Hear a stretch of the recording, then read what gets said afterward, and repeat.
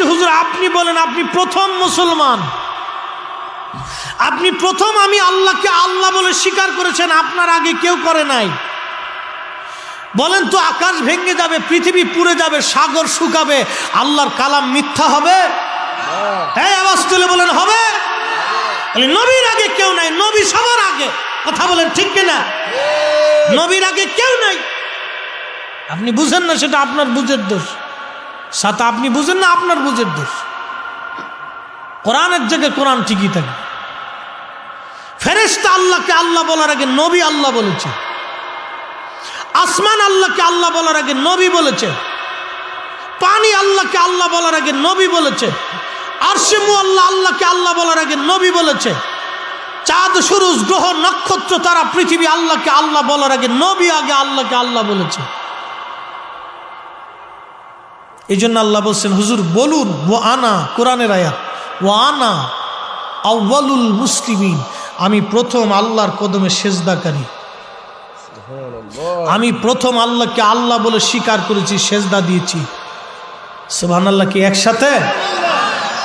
এরপরে নবীজির মর্যাদা নিয়ে আল্লাহ আদমকে আরো বলতেছে, ও আদম শোনো, ওয়াহুয়া না, আল্লাহ পাক তার আদম শফিউল্লাহকে বলতেছে, আদম শোনো, ওয়াল আউয়াল ওয়াল আখির, এবং তিনি নবী হিসেবে শেষ, এ নবীর পরে আর কোনো নবী নেই।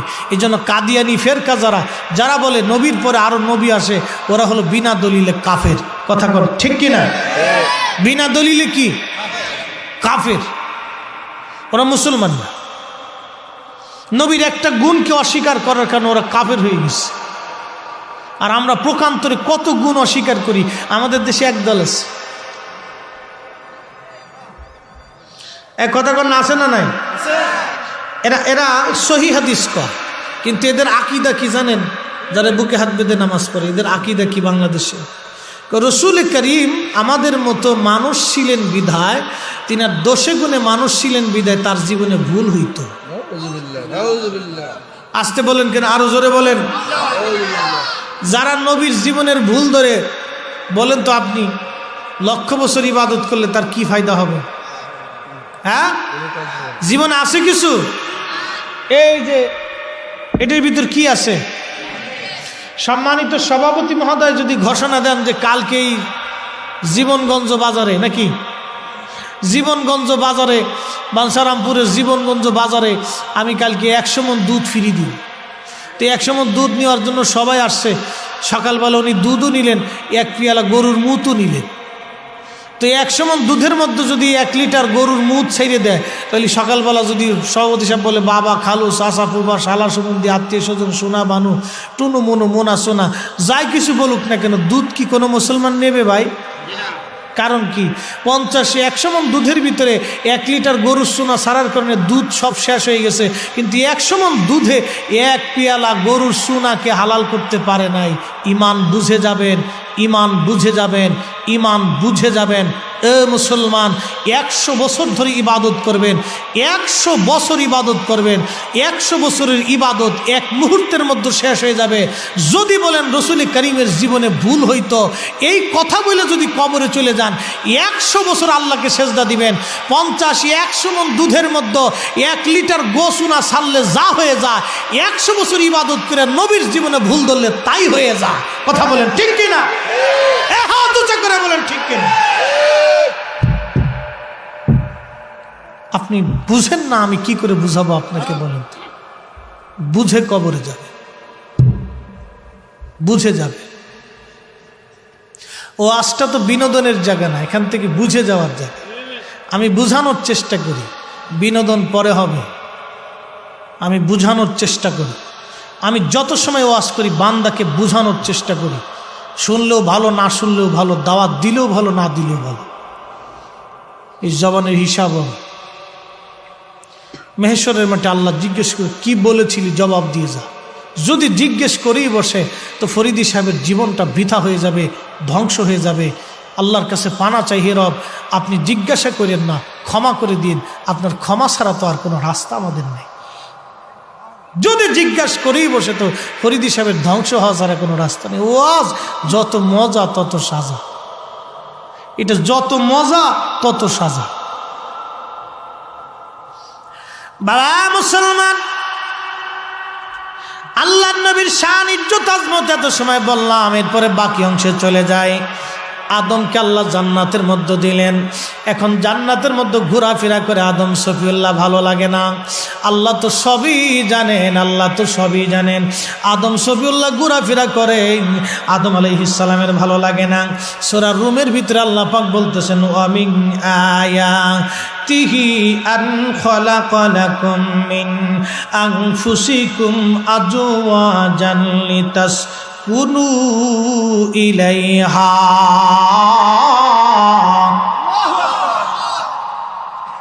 মনোযোগ দিয়ে আল্লাহ বললেন, আমি আল্লাহর একটা নিদর্শনের মধ্যে একটা অন্যতম নিদর্শন তোমরা শোনো হে বান্দারা। আমি তোমাদের বাম পাজরের, খুব মনোযোগ দিয়েন, আমি তোমাদের বাম পাজরের একটা অংশ দিয়ে, একটা ছোট্ট বাঁকা হাড় দিয়ে, জোড়ার হাড় দিয়ে আমি আল্লাহ রাব্বুল আলামিন তোমার সঙ্গিনীকে বানাইছি।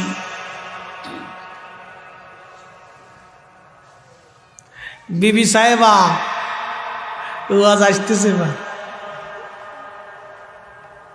আমি তোমার বাম পাজরের বাঁকা হাড্ডি থেকে, তোমার একটা অংশ থেকে তোমার বিবি সাহেবাকে আমি আল্লাহ বানাইছি। একবার জোরে বলা যাবে কি মারহাবা? এই জন্য খুব মনোযোগ দিবেন, স্বামী স্ত্রীর ভিতর মহাব্বত তাড়াতাড়ি হয় কেন? বাম পাজরের বাঁকা হাড্ডি দিয়ে তোমাকে তৈরি করলাম। আদম আলাইহিস সালাম জান্নাতের ভিতরে ঘোরাফেরা করে, মনটা ভালো লাগে না, খালি উদাসীন উদাসীন উদাসীন। এই জন্য ছেলে মেয়ের বয়স যদি হয়ে যায়, বিবাহের উপযুক্ত হওয়ার সাথে সাথে বাবা মার দায়িত্ব হলো ছেলে মেয়েকে বিয়ে করাই দেওয়া। জোরে বলেন। ঠিক কইতেছে, বুঝতেছি না, মতলব ভালো না, আসলে দায়িত্ব এটা। কথা তো অরিজিনাল, ও ঠিক বললো ঠিক, না ঠিক বললো ঠিক। ছেলে মেয়ের বিবাহের উপযুক্ত হলে তাকে বিবাহ করাই দেওয়াটা হলো বাবা মার জন্য জরুরি দায়িত্ব। কারণ আমরা আব্বা জান আদম আলাইহিস সালাম জান্নাতের ভিতরে খালি উদাসীন হয়ে ঘুরছে। হ্যাঁ, তার নিজের কাছেও ভাল লাগছে না, তা আমার কাছে ভাল লাগবো কেমন? আপনার কাছে কেমনে ভালো? বাপেরই ভাল লাগছে না, খালি ঘুরছে। আল্লাহ পাক আদম শফিউল্লাহকে ঘুম পাড়াইলেন।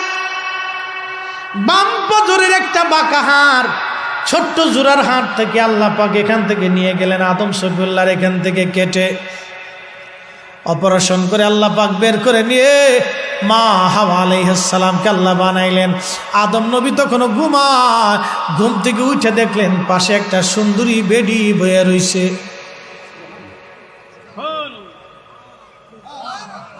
হয় নাই? শরম পাইতেছেন নাকি? বিয়ে করার সময় তো মুখে এমনি আঙ্গুল দিয়ে গেছে, বিয়ে তো করবেন তা আঙ্গুল দেওয়ার দরকার। বিয়ে না করবেন আবার মুখের ভিতরে এটা দিয়ে হান্দাই দিয়ে দরকার। মানুষের দেহ অসুবিধা কি? মুখের ভিতরে আমরা হান্দাই দিয়ে বলতে কি দরকার আছে? এটা দেওয়ার, ওর সাথে মাস্ক একটা পরে রাখবে, যা কানের গুড়াত বান্ধি থিয়ে দিল, শরমের কিছু নেই। একসাথে বলেন আল্লাহু আকবার। এটা তো আমাদের ফাংশন না, এটা তো মালিকের ফাংশন। আপনি এখানে লজ্জা পাওয়ার কিছু নেই, এটা সৃষ্টিগতভাবে আল্লাহ এটা তৈরি করছে, এখানে শরমের কিছু নেই। বাপ মা বন্ধুর লজ্জার কিছু নেই। আদম শফিউল্লাহ ঘুম থেকে উঠে দেখলেন যে ওনার অবিকল কিন্তু নেগেটিভ, অবিকল মানুষ কিন্তু নেগেটিভ, উনি পজিটিভ, ওনার পাশেরটা নেগেটিভ। তো ওনার এই নেগেটিভের প্রতি একটা আকর্ষণ আসলে, এটি কেডাইরে দেখি। ফেরেশতারা কয় আদম দাঁড়ান, কাজ বাকি আছে। বলে এটা তো আমার লাগি বানাইছ, কাজ দিয়ে কি তা করতাম? না, কাজ আছে, বিয়ে পড়াই তুই। সুবহানাল্লাহ। বিয়ে পড়াইতে আদম নবী দেখতে গেছে, দিয়ে এটা কেমন নেগেটিভ, এটা কি? কিন্তু আদম শফিউল্লাহর কলিজার ভিতরে আল্লাহ একটা মহব্বত তৈরি করে দিচ্ছে। কারণ কি জানেন? এটা বাম পাজর, আপনার সঙ্গিনী আপনার একটা অংশ। আপনার স্ত্রী আপনার দেহের একটা অংশ, আপনার বিবি সাহেবা আপনার অংশ। এই জন্য আল্লাহ রসুল বলছেন, উম্মত বিবিদের ব্যাপারে আমার কাছ থেকে তোমরা নসিহত নাও, সাবধান, তোমরা তোমাদের স্ত্রীদের ব্যাপারে সচেতন থাকবে। সে আল্লাহর পক্ষ থেকে তোমার কাছে সে আমানত, তোমার বন্দিনী। তুমি যা খাওয়াও সে তাই খায়, তুমি যা পড়াও সে তাই পড়ে, তুমি যেইভাবে চালাও সেইভাবেই চলে, সে তোমার বাড়িঘরের কাজ করে।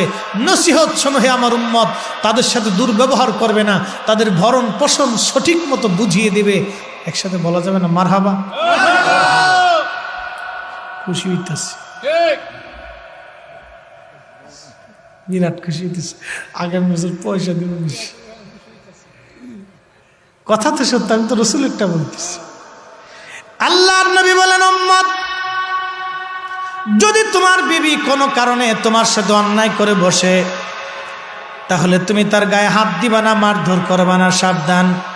সর্বপ্রথম কাজ হলো তুমি বিছানা জুদা করে দিবে। তোমার বিবির একটা বিছানা করবা, তুমি আর একটা বিছানা করবা। বউয়ের সাথে এক জায়গায় ঘুমাবা না, কথাবার্তা কবা না, এরকম। তারপরে কথাবার্তা বন্ধ করে দিবা, বিছানা বন্ধ করে দিবা, দেখবা আলাদা হয়ে যাবা।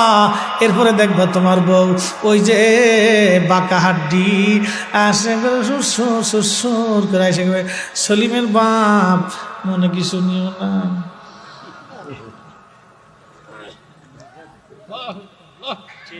কথা কিন্তু সত্যই, মারহাবা কন্যা। কারণ কি, এই যে এখান থেকে বাঁকা হাড্ডিতে বানাইছে না, আল্লাহ নবী সূত্র কত চমৎকার দেখেন, যে তুমি কথাবার্তা করো না, বিছানা আলাদা করে দাও, জুদা করে দাও।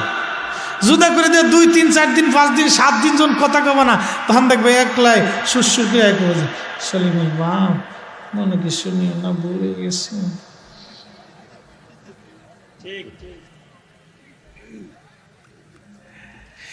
এরপরে নবী বলেন, তারপরেও যদি সোজা না হয়, কিছু তো তেরা আছে, কারণ বাঁকার দিতে বানাইছেন, এটা সোজা করার কোনো জ্বালাও আছে। কি কথা কর না কে, জ্বালাও আছে, বিরাট সোজা করার জ্বালা।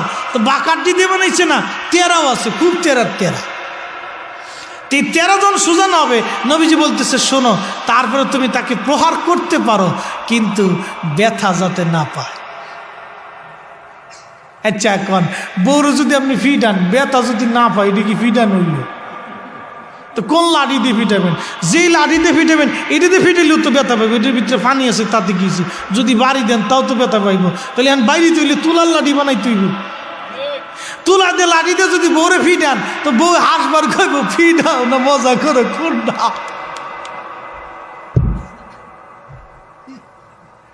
বন্ধু খুব মনোযোগ দেন।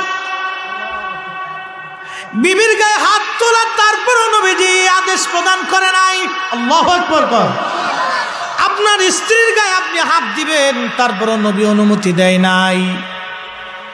কি চমৎকার চরিত্র আমার নবীজি, রাহা কি চমৎকার।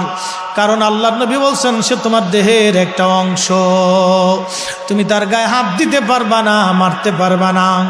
ও উম্মত, সতর্ক হও। কারো যদি 2 জন বিবি থাকে, 2 জন বিবিকে যদি সমান চোখে না দেখে, কিয়ামতের ময়দানে আমার উম্মতকে আমার আল্লাহ বিকলঙ্গ, ল্যাংড়া, খোরা, বোবা বানায় উঠাবে। খুব মনোযোগ। আর মহিলাদেরকে আল্লাহ নবী বলে দিয়ে গেছেন, ও নারী সমাজ, স্বামীদের ব্যাপারে তোমরা সতর্ক হও, স্বামীদের ব্যাপারে তোমরা সতর্ক হও।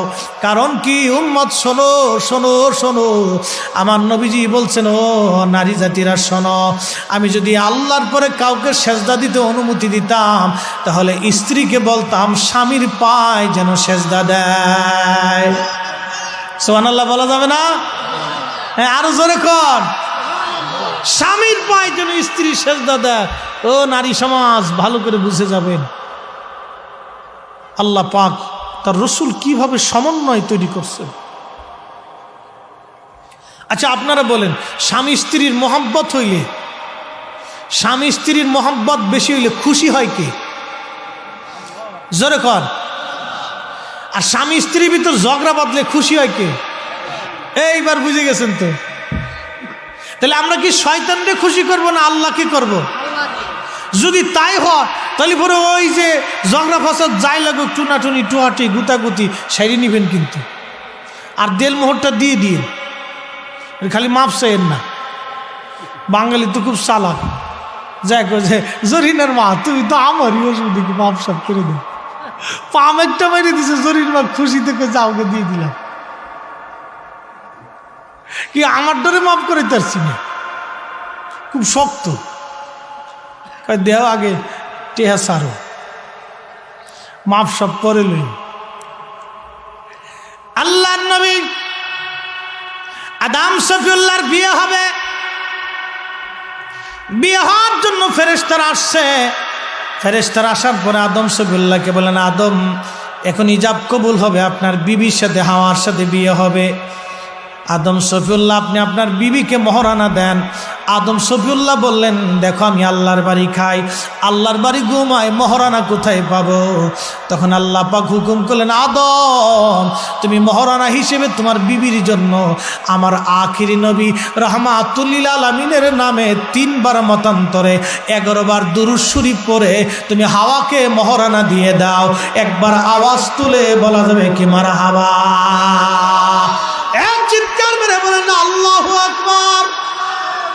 আদম নবী যখন বিয়ে হয়েছে, আমাদের নবীর দুরূদ শরীফ ছিল মহারানা, আমরা নবীর দুরূদ শরীফ ছিল তখন মহারানা, দুরূদ শরীফ ছিল মহারানা, দুরূদ দুরূদ দুরূদ দুরূদ দুরূদ দুরূদ দুরূদ।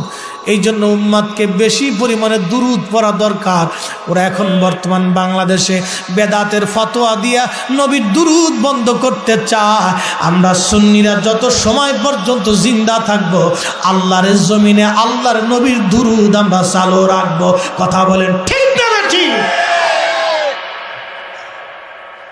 দুরূদ চলবে, আওয়াজ তুলে বলেন চলবে। ওরা বেদাতের ফতোয়া মিটতেছে, আর বেদাতের ফতোয়া নিয়ে থাকুক, ওটা দেখার টাইম আমাদের নাই, ঠিক কিনা? ও নবীর উম্মত খুব মনোযোগ দেন। হযরত আদম সফিউল্লাহ আলাইহিস সালামের বিয়ে হয়ে গেল, মহারানা নবীজির দুরূদ শরীফ, কি চমৎকার কথা। আহা, বিয়ে হয়ে গেল, এই জন্য আমাদের উচিত বিবিদের মহারানাগুলি পরিশোধ করে দেওয়া। যারা মহারানা দেন নাই তারা বিবিদের মহারানা দেওয়া, তাদের অধিকার। ইসলাম কত চমৎকার জীবন ব্যবস্থা দেখেন। আপনি মেয়ে বিয়ে করবেন, মহারানা দিয়ে আপনাকে আনতে হবে। যৌতুকের স্থান ইসলামে নাই। যারা যৌতুক নিতে চায় ওরা হলো ছোট লোক। আল্লাহ পাক এদের থেকে সমাজকে বাঁচায় দিক, ইসলামকে বাঁচাক। সবাই জোরে বলেন আমিন। এই যৌতুকের প্রথা ইসলামে বিন্দু মাত্র নেই, এগুলো ছোট লোকই ব্যবসা। বরং উল্টা বিবিকে দিয়ে আপনাকে আনতে হবে। একজন নারীর অধিকার ইসলাম কিভাবে সংরক্ষণ করেছে দেখেন, নারীর অধিকার ইসলাম কিভাবে সংরক্ষণ করেছে। নবীর উম্মত খুব মনোযোগ দেন। আল্লাহ রাব্বুল আলামিন বলতেছেন, আমি তোমাদের মধ্যে প্রেম প্রীতি ভালোবাসা সৃষ্টি করে দিলাম। একজন নারী একজন পুরুষের মাধ্যমে স্বামী স্ত্রীর মধ্যে আল্লাহ পাক একটা মহব্বত তৈরি করে দেন, অদৃশ্য মহব্বত। আহা, এই মহব্বতের কারণে দেখবেন স্বামী অসুস্থ হলে বিবি কাঁদে, বিবি অসুস্থ হলে স্বামী কাঁদে। একটা মহব্বত আমার আল্লাহ পাক তৈরি করে দেন। এটা আপনিও পারবেন না, আমিও পারবো না, আল্লাহর পক্ষ থেকে আল্লাহ মহব্বত তৈরি করে দেয়। মা বোনেরা, স্বামীর প্রতি কৃতজ্ঞ থাকবেন। আপনাদেরকে বলে আপনারা বিবিদের প্রতি কৃতজ্ঞ থাকবেন। প্রশ্ন রাখবেন, মুফতি ফরিদি কি বুঝাইতে চান আপনি? আপনার বিবিটা আপনার আনন্দ দেয়, আপনার চোখের আনন্দ, আপনার হৃদয়ের আনন্দ, আপনার দেহের আনন্দ। আপনার সঙ্গিনী সে শয্যাশায়ী, শুধু তাই না, আপনার রান্না বান্না থেকে শুরু করে কাপড় কাচা থেকে শুরু করে আপনার বিবি সাহেবা আপনার সন্তান লালন পালন করে। আচ্ছা একটু বুঝেন তো, সে আপনার সন্তানটাকে পালন করে 1 বছরও না, 2 বছরও না, একটা সন্তান অন্তত 4 থেকে 5 বছর পর্যন্ত মা বাবাকে জ্বালাতন করে। কি কথা কন না কেন? বালেঘর আগ পর্যন্ত একটা বাচ্চা মাকে জ্বালায়। ও বাথরুম করবে মারে তালাশ করে, ও খাইতে যাবে মারে তালাশ করে, ও গোসলে যাবে মাকে তালাশ করে, ও প্রস্রাবে যাবে মাকে তালাশ করে, ঘুম থেকে মাকে তালাশ করে, একটা মা সন্তান পালন করতে যাইয়া অন্তত 10 বছর পর্যন্ত সন্তানের পিছনে সময় দেয়। মা ঘুমাইছে, সন্তান কেঁদে উঠছে, সাথে সাথে মার ঘুম ভেঙে যায়। আপনি স্বামী, সন্তান একবার দুইবার যদি আপনার কাছে কান্নাকাটি করে আপনার কাছে বিতৃষ্ণা লেগে যাবে, কিন্তু মাটা বছরের পর বছর ধরে কত রজনী 3 বার 4 বার 8 বার 10 বার পর্যন্ত মার ঘুম ভেঙেছে, মা ঠিক মতো ঘুমাইতে পারে নাই, এই ঘুম ভাঙলো আবার ঘুম আসলো আবার ঘুম ভাঙলো। তার মানে কি আপনার স্ত্রীর প্রতি আপনাকে কৃতজ্ঞ হওয়া লাগবে। এ সারাটা জীবন এইভাবে আপনার সন্তান এবং আপনার সংসারের ঘায়নার খাটুনি খেটে যাচ্ছে। এই জন্য আল্লাহ নবী বলছেন, উম্মত সাবধান, বিবির গায়ে কখনো হাত দেবা না। আল্লাহ রাসূল বলছেন, তোমাদের বিবিদের ব্যাপারে তোমরা সতর্ক হও। আপনি শুধু নিজে অধিকার খাটাবেন নাকি? এটা তো হবে না। ওনার অধিকার আপনার উপর সমান, আপনারটা যেমন ওনারটা তেমন, আপনারটা যেমন ওনারটা তেমন। শুধু আপনি নিজের মতামত দিবেন, তা আপনার বিবির মতামত নাই। বাপের বাড়ি যাইতে চাইলে আপনি বাদ সাধেন, কারণ কি? আপনাকে এটা কে শিখিয়েছে? আপনার স্ত্রী যখন বাপের বাড়ি যাইতে চাবে আপনি নিয়ে যাবেন সাথে করে, কেন নেবেন না? একজন বাবা তার সন্তানকে কলিজা দিয়ে ভালোবাসে, একটা মা তার সন্তানকে কলিজা দিয়ে ভালোবাসে। ওই সন্তানের প্রতি মার ভালোবাসা তেমন আপনার স্ত্রীর মন চায় তার মার কাছে যাইতে, আপনাকে সাথে করে নিয়ে যেতে হবে। আপনি এখানে বাদশা দেন কেন? আমাদের দেশের কিছু শাশুড়ি আছে ঘন ঘন বাপের বাড়ি যাইতে হবে কেন? একথা আপনি বলার অধিকার কে দিছে আপনাকে? না, ইসলাম বুঝেন না, খালি নিজেরটা খালি বুঝেন নাকি? আপনাকে কে অধিকার দিয়েছে? আপনার ঘরে আপনার বৌমা আইসিবি দেখি তার বাপ মা আপনার কাছে বিক্রি করে দিছে নাকি? এটা কি বিক্রি করে দিছে নাকি? এটা বিক্রির জিনিস নাকি? এটা মহাব্বতের জিনিস, সামঞ্জস্য রাখার জিনিস। আপনার ঘরে আসছে তার মানে এটা না সে আপনার ঘরে, সে আমানত। আপনার বেটার বউ আপনার ঘরে আপনার কাছে আমানত, ওটা আমানত পাঠানো হয়েছে। খেয়ানত করলে আপনাকে জবাব দিতে হবে, ওটা আমানত আপনার কাছে। মন চাবে আপনি সাথে করে নিয়ে যাবেন, ঘুরিয়ে নিয়ে আসবেন বাপ মার কাছ থেকে। একটা মানুষের হৃদয়ে বাবার কাছে মায়ের কাছে যেতে মন চায়, আপনি নিবেন না কেন? এগুলি নিয়েও মানুষের ভেজে সমাজে ফ্যামিলির ভিতরে ঝগড়া হয়। কারণ কি জানেন? বুঝের অভাব। শাশুড়ি বলে ফেলতেছে, বৌমা এত ঘন ঘন বাপের বাড়ি যেতে হবে কেন? বাপের বাড়ি যদি যাওয়াই লাগে তো বিয়ে বইছো কেন? এটা কথা কেমন কথা? আপনার যেমন আপনার সন্তানকে দেখতে মন চায়, তার বাবা মা তার সন্তানকে দেখতে মন চায় না? মেয়ে কি সন্তান না নাকি? না, এটা আকাশ থেকে উড়ে আইছে কোনটা? ছেলে যেমন সন্তান মেয়ে তেমন সন্তান। ছেলের যেমন অধিকার আছে মেয়ের একই ওরকম অধিকার। ছেলে যা খাবে মেয়ে তাই খাবে, ছেলে যা পড়বে মেয়ে তাই পড়বে। এটার নাম ইসলাম। মন মানসিকতার দরকার। মূল হলো মন মানসিকতা, অ্যাটিটিউড। আমাদের মন মানসিকতার ধ্যান ধারণা কেন যেন উলট পালট, যার কারণে আমাদের সংসারে সমাজে অশান্তির সৃষ্টি হয়। একটা বৌমাকে যদি শাশুড়ি তার মেয়ের মতো মনে করে যে এই বৌমাটা আমার ঘরে আসছে, সে আমার বিয়ের সাহেবের মেয়ে, এটা আমার মেয়ে। শ্বশুর যদি চিন্তা করে এটা আমার কন্যা, আমার সন্তান, সে যদি সন্তানের মতো তাকে আদর করে, তাহলে ওই বৌমা তাকে সারা জীবন শ্রদ্ধা করে। কি কথা বলেন, ঠিক কিনা? এরকম বহু ঘটনা আমাদের ভিতরে ঘটে, শ্বশুর শাশুড়ির ঝগড়া। এই সামঞ্জস্যটা বজায় না রাখার কারণে। আবার অনেক বৌমা যারা আছেন তাদের একটা বদ চরিত্র আছে, তারা এই শ্বশুর বাড়ি আসার পরে শাশুড়ি মাকে সহ্য করতে পারে। আমি আমার ওই বোনকে বলবো, আপনার ঘরের মধ্যে যে বৃদ্ধা নারীটা আছে, এই নারীটা আপনার মার মতো, ওনার সেবা করলে আপনার মায়ের হক আদায় হবে। আর ওনার সাথে যদি আপনি খারাপ আচরণ করেন তো বুঝবেন আপনি আপনার নিজের মায়ের সাথে খারাপ আচরণ করেছেন। উনি ওই শ্বশুরের সাথে যদি আপনি খারাপ আচরণ করেন তো বুঝতে হবে আপনি আপনার জন্মদাতা পিতার সাথে খারাপ আচরণ করেছেন। কারণ যেই স্বামীর ঘরে আপনি এসেছেন, এই স্বামীটা পেয়েছেন ওই বাবা মার জন্য। আপনাকে শ্বশুর শাশুড়ির প্রতি কৃতজ্ঞ হতে হবে। সবার মন মানসিকতা সামঞ্জস্য আসে, সবার মন মানসিকতা সামঞ্জস্য যদি একরকম থাকে তাহলে আর এই সমাজে অশান্তি বাঁধে। কিন্তু সমস্যা হলো আমাদের হৃদয় আমরা পরিশুদ্ধ করতে পারিনি। এই হৃদয়টাকে পরিশুদ্ধ করার দরকার। মন মানসিকতা চেঞ্জ করার দরকার।